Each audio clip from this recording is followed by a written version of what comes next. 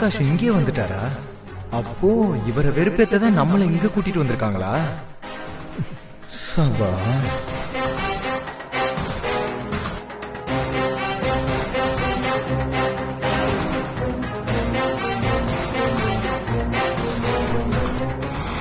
ஏங்க, ஆகாஷ் வந்திருக்காரு.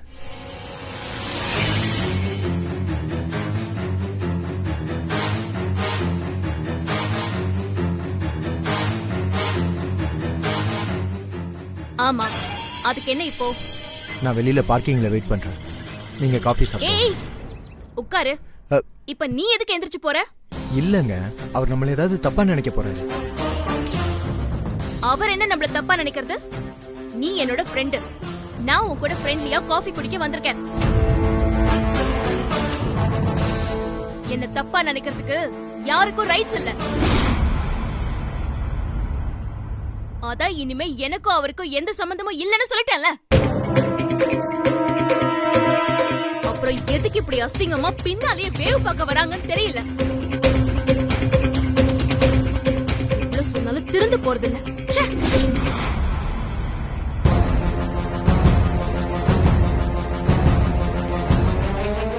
லுக் தென்றல், எல்லாத்துக்கும் ஒரு லிமிட் இருக்கு. ரொம்ப ஓவரா பண்ற.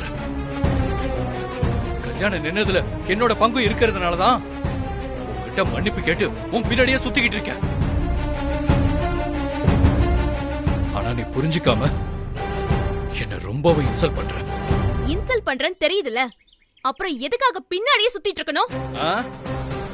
எல்லாம் என் தலையெழுத்து.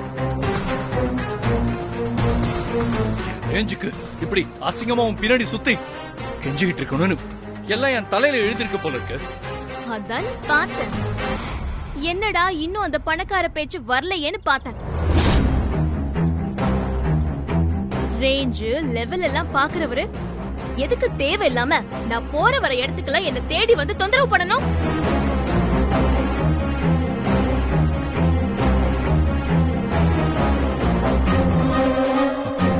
சாரி, நான் ரேஞ்சுன்னு யதார்த்தமா தான் சொன்னேன். தப்பா எடுத்துக்காத. போதும். இனிமே இந்த மாதிரி பொய்ய அடிச்சு விடுறது, நடிக்கிறது, நாடகம் ஆடுறதெல்லாம் போதும். எல்லாத்தையும் பார்த்து பார்த்து எனக்கு புளிச்சு போச்சு. இல்ல தென்றல், நான் நடிக்கவும் இல்ல, நாடகமும் ஆடல. உண்மையா நான் செஞ்ச தப்புக்கு தான் உங்ககிட்ட மன்னிப்பு கேட்கிறேன்.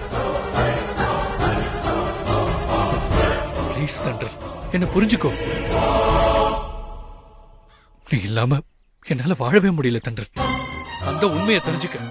ஏன் என்ன இப்படி டார்ச்சர் பண்றீங்க? சரி, நான் தெரியாம தான் கேக்குறேன். ஏதோ உங்க மனசு உறுத்துதுன்னு சினிமா டயலாக்லாம் பேசுறீங்கல்ல? நிஜமாவே உங்க மனசு உறுத்துறது உண்மையா இருந்தா உங்க பாட்டிய சுத்தமா ஒதுக்கி வச்சுட்டு அவங்கள மீறி என்ன உங்களால கல்யாணம் பண்ணிக்க முடியுமா?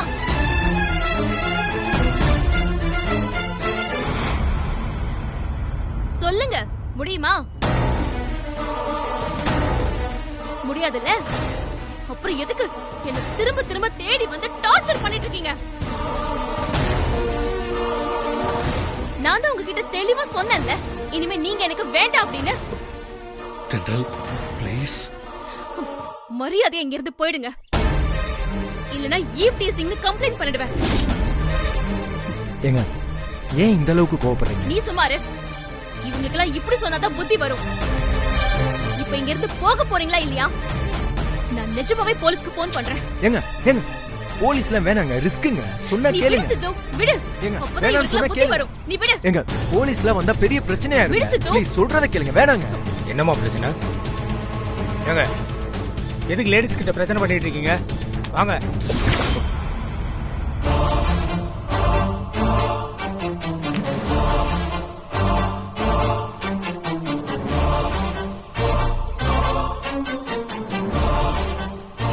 ஆகாஷ்,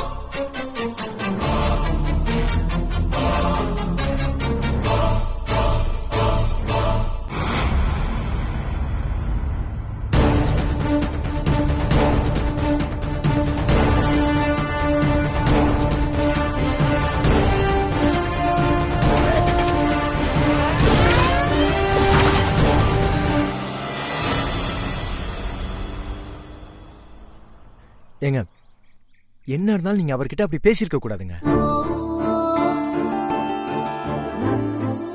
என் வலி உனக்கு புரியாது. இனிமே நீ இவருக்கெல்லாம் சப்போர்ட் பண்ணாத. வா, வீட்ல டிராப் பண்ணு. ஏங்க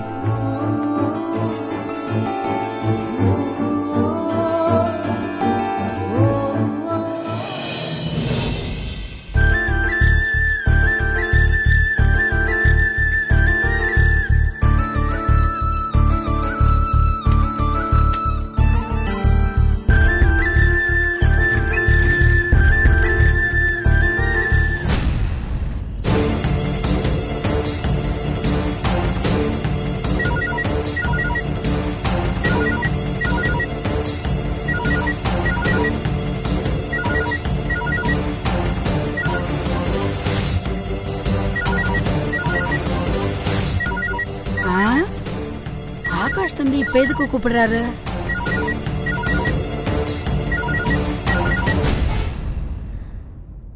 ஹலோ, சொல்லுங்க தம்பி. அத்தை, மனசெல்லாம் ரொம்ப அப்செட்டா இருக்கு அத்தை.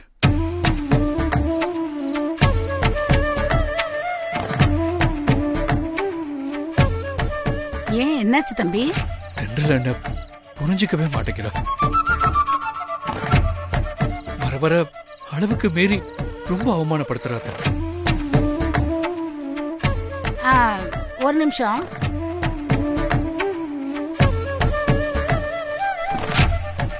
என்ன மாப்பிள்ள சொல்றீங்க? தென்றல் இன்னைக்கும் உங்கள்கிட்ட பிரச்சனை பண்ணாளா? ஆமா, நான் அவளை சமாதானப்படுத்துறதுக்காக இன்னைக்கும் அவளோட ஆபீஸ்க்கு போய் வெயிட் பண்ணிட்டு இருந்தேன். அவ வண்டி பங்க்சர் ஆயிடுச்சு போல இருக்கு. அப்போவாது அவ என் கூட கார்ல வருவான்னு எதிர்பார்த்தேன்.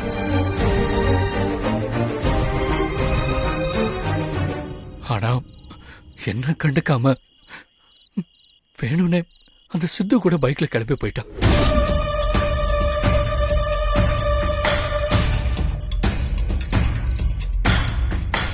என்னது, சித்து கூடவா?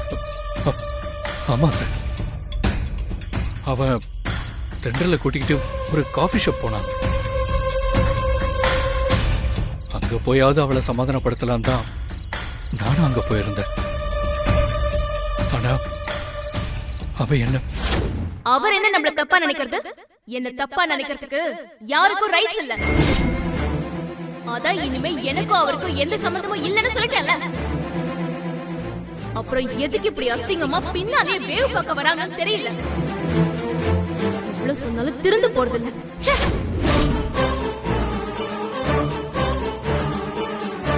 இப்படி நான் யாருக்கிட்டையும் அவமானப்பட்டதில்ல அத்தை.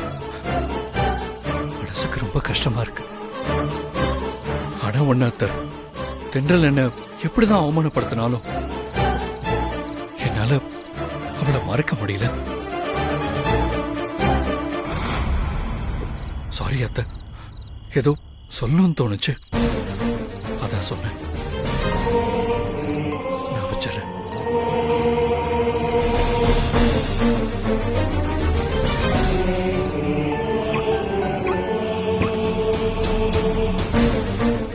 பாத்தீங்களா மாப்பிள்ள எப்படி மனசு ஒடிஞ்சு போய் பேசுறாருன்னு?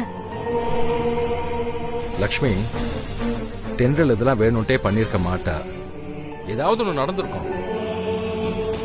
என்ன ஏதாவது நடந்திருக்கும்? அப்படியே நடந்திருந்தாலும் இப்படிதான் அவமானப்படுத்துறதா? உங்க பொண்ணுக்கு நீங்க இப்படி சப்போர்ட் பண்றதுனால தான் அவ இன்னும் திமிரு பிடிச்சு அலைஞ்சிட்டு இருக்கா. லக்ஷ்மி, கொஞ்சம் பொறுமையா தான் இரு. எதுக்கு இப்ப எல்லாத்துக்கும் டென்ஷன் ஆகுற? தென்றல் வரட்டும், நாம விசாரிப்போம். நல்லா விசாரிச்சிருவீங்களே, இன்னைக்கு வரட்டும்.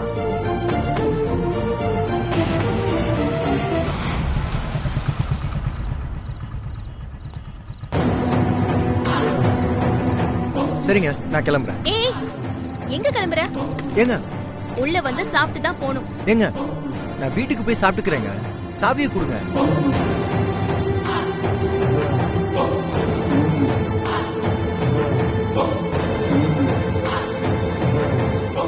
அதெல்லாம் முடியாது. உள்ள வந்து என் கையால சாப்பிட்டு தான் போணும். வா. ஏங்க ஏங்க ஏங்க சாவியை கொடுங்க.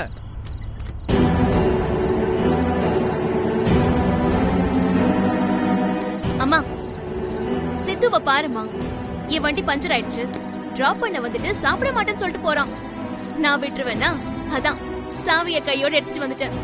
நீ வா ஏங்க வேணாம் ஏங்க வா உட்காரு. ஏங்க வேண்டாங்க. இந்த இடத்தை விட்டு நகரக்கூடாது, புரியுதா? ஏங்க தென்றல்,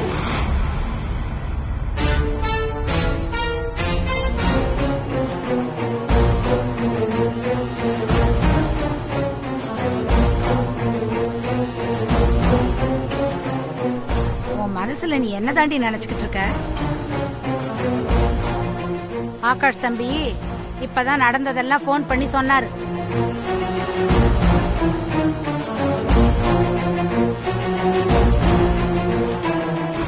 ஏண்டி, அவர் எப்படியாச்சும் உன்னை சமாதானப்படுத்திடலான்னு உன்னையே சுத்தி சுத்தி வராரு.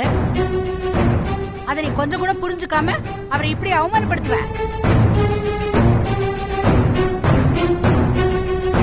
ஆவண்டி அந்த தம்பி எப்படி மனசு ஒடிஞ்சு பேசினார் தெரியுமா?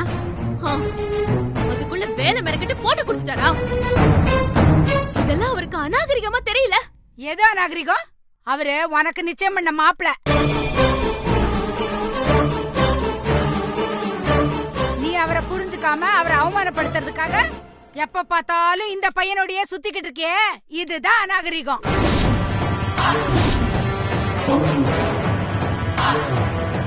ஏன்பா இதெல்லாம் தப்புன்னு அவளுக்கு தான் புரியல, உனக்குமா புரியல? உனக்கு எப்படி புரியும்? உன் அம்மா கூட சேர்ந்துக்கிட்டு நல்லபடியா நடக்க இருந்த இந்த கல்யாணத்தை தடுத்து நிறுத்தினவன் தானே நீயும்.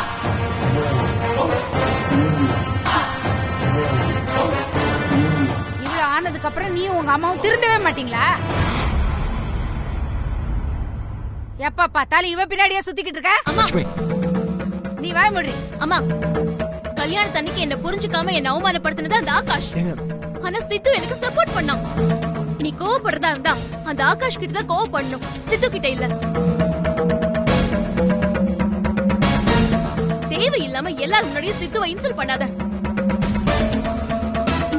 அவ்வளவுதான், நான் சொல்லிட்டேன். நான் தெரியாம தான் கேக்குறேன். இவன் யாரடி உனக்கு? உன் கூட ஆபீஸ்ல வேலை பாக்குற பையன் தானே? ஏன் உன் கூட ஆபீஸ்ல வேற யாருமே வேலை பார்க்கலையா? உன் வண்டி பஞ்சர் ஆச்சுன்னா ஒண்ணு மாப்பிள்ள கூட சேர்ந்து கார்ல வந்திருக்கணும், இல்லனா உன் ஆபீஸ்ல வேலை பாக்குற வேற யார் கூடயாவது வந்திருக்கணும். அதுவும் இல்லனா ஒரு ஆட்டோவோ கால் டாக்ஸியோ புடிச்சு வந்திருக்கணும்.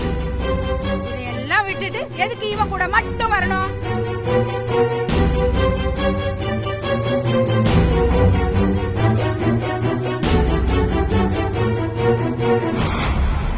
வந்ததோட மட்டும் இல்லாம என்னமோ சொந்தக்காரங்க மாதிரி இட்லி சாப்பிடுறியா தோசை சாப்பிடுறியா அப்படியே தாங்குற. அம்மா, நீ புரிஞ்சுதான் பேசுறியா? அவன் என் வாழ்க்கைய காப்பாத்தினவம்மா. அவனை நீ இப்படி பேசுறது ரொம்ப தப்பா இருக்கு. இப்படி எல்லாம் பேசாத. எனக்கு ஏதாவது ஒண்ணுனா சித்து தான் ஓடி வந்து ஹெல்ப் பண்றான். ஏன் இதுக்கு முன்னாடி நான் சித்து கூட பைக்ல வந்ததே இல்லையா? அப்பெல்லாம் நீயும் தானே சித்துவ உள்ள கூப்பிட்டு சாப்பிட வச்சு அனுப்புன. போதும் போதும், ஏற்கனவே கூப்பிட்டு சாப்பாடு போட்டப்பதான் நடந்த விஷயம் எல்லாம் தெரியுமே.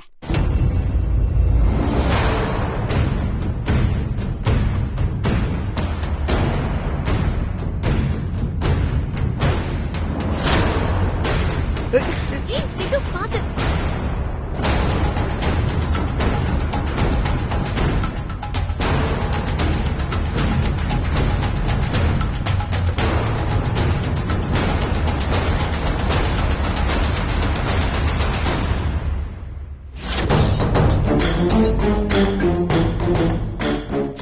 இத பாருடி, பொண்ணுங்கெல்லாம் ஃப்ரெண்டுன்னு சொல்லி சாதாரணமா பழகுனாலும் இந்த மாதிரி பசங்களோட நோக்கம்லாம் வேறையா தான் இருக்கும்.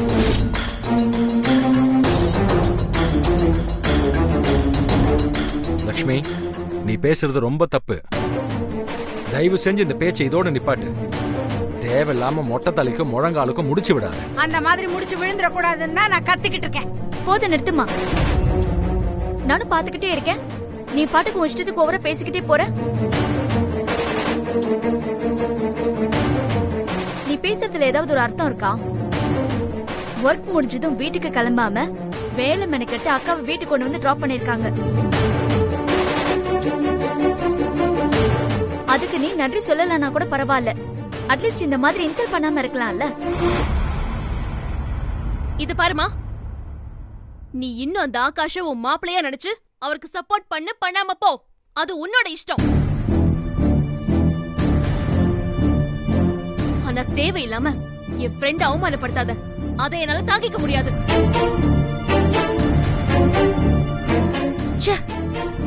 வர வர நீ கிறுக்குத்தனமா பேச ஆரம்பிச்சிட்ட.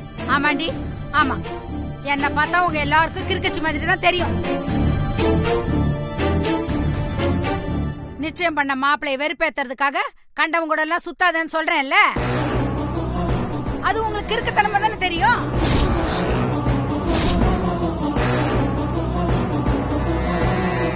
யாருமா கண்டவன்? சித்து என்னோட ஃப்ரெண்ட். இனிமே அவனை பத்தி ஏதாவது தப்பா சொன்ன அப்புறம் ஏய், ப்ளீஸ், எனக்காக உங்களுக்குள்ள சண்டை வேண்டாம். நான் கிளம்புறேன். இத பாருப்பா, நீ இப்படி பாவமா பேசுறதுனால எல்லாம் எனக்கு உன் மேல இருக்கிற கோபம் தீர்ந்து போயிடாது. நீ உன் அம்மாவும் சேர்ந்து கல்யாணத்தை நிறுத்தின கோவம் நான் சாகுற வரைக்கும் என் மனசுலயே தான் இருக்கும்.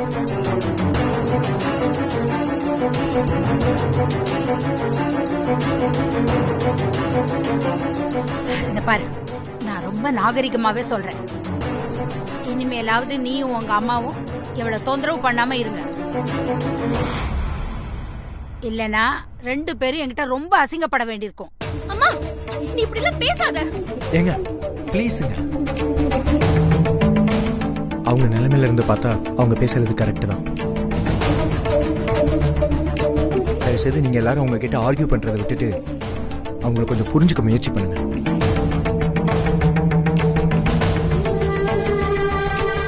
இதைதான் உங்க எல்லார்கிட்டயுமே நான் ரிக்வெஸ்டா கேட்கிறேன். அவங்க கோபத்துல 100% நியாயம் இருக்கு. தயவுசெய்து அந்த நியாயத்தை அண்டர்ஸ்டாண்ட் பண்ண பாருங்க ப்ளீஸ். வரேன்.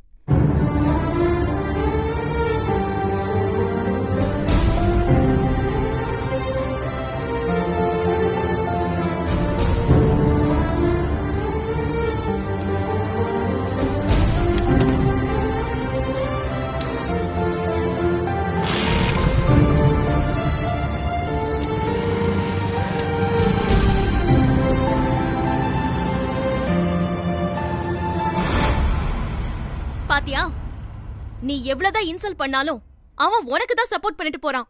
அதனாலதான் அவன் என்னோட பெஸ்ட் ஃப்ரெண்ட் அப்படின்னு சொன்னேன். அது புரியாம அவனை இப்படி எல்லாம் இன்சல்ட் பண்றியே. அப்படியே ஊர்ல உலகத்துல இல்லாத பெஸ்ட் ஃப்ரெண்ட் எல்லாம் பத்தி எங்களுக்கு தெரியாதாக்கும். பாடி சார் தான் வந்துட்டா பேசுறதுக்கு.